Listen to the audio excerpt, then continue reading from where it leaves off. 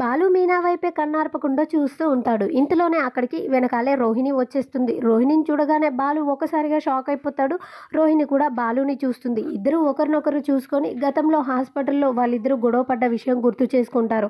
అప్పుడు బాలు రోహిణితో ఇలా అంటాడు, యూ ఫ్రాడ్, నువ్వేంటి ఇక్కడ అని చెప్పేసి అనగానే, ఏ ఫ్రాడ్ ఏంటి, ఫ్రాడు ఏంట్రా రౌడీ అని చెప్పేసి తను రౌడీ అంటుంది. అలా ఇద్దరు ఒకరినొకరు తిట్టుకుంటూ ఉంటారు. ఇంతలోనే అక్కడే ఉన్న మనోజ్, మౌనిక ఇదంతా చూసి మౌనిక ఇలా అంటుంది, ఏంటి అసలు మీ ఇద్దరు ఏం మాట్లాడుకుంటున్నారో మాకు అస్సలు అర్థం కావట్లేదు. అయినా వదిన తను నీకు మరిదవుతాడు అని చెప్పేసి అంటుంది. ఇంకా మనోజ్ ఉండి, ఒరేయ్ తను నీకు కాబోయే వదిన, తనను పట్టుకొని నువ్వేం మాట్లాడుతున్నావు అని చెప్పేసి అనగానే బాలు ఒకసారిగా ఏంటి వదిన అని చెప్పి తనంటాడు.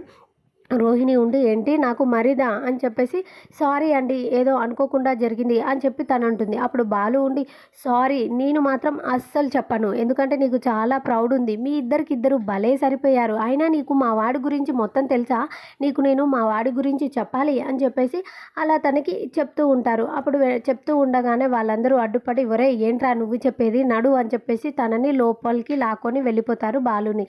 తర్వాత రోహిణితో ఇంకా రవి ఇలా చెప్తాడు, తను మా రెండో అన్నయ్య, మా మీనా వదిన భర్త తనే, మా బాలు అన్నయ్య అని చెప్పేసి అలా రోహిణికి అర్థమయ్యేటట్టు చెప్తారు. మరి బాలు అయితే ఇంకా మనోజ్ గురించి తన నిజస్వరూపం చెప్పాలి అనుకుంటాడు, కానీ తనని చెప్పకుండా లోపలికి లాక్కెళ్ళిపోతారు. మరి ఏం జరుగుతుందో నెక్స్ట్ వీడియోస్ చూద్దాం ఫ్రెండ్స్. ఈ వీడియో నచ్చితే ప్లీజ్ మన ఛానల్ని సబ్స్క్రైబ్ చేసుకోండి. Thank you for watching.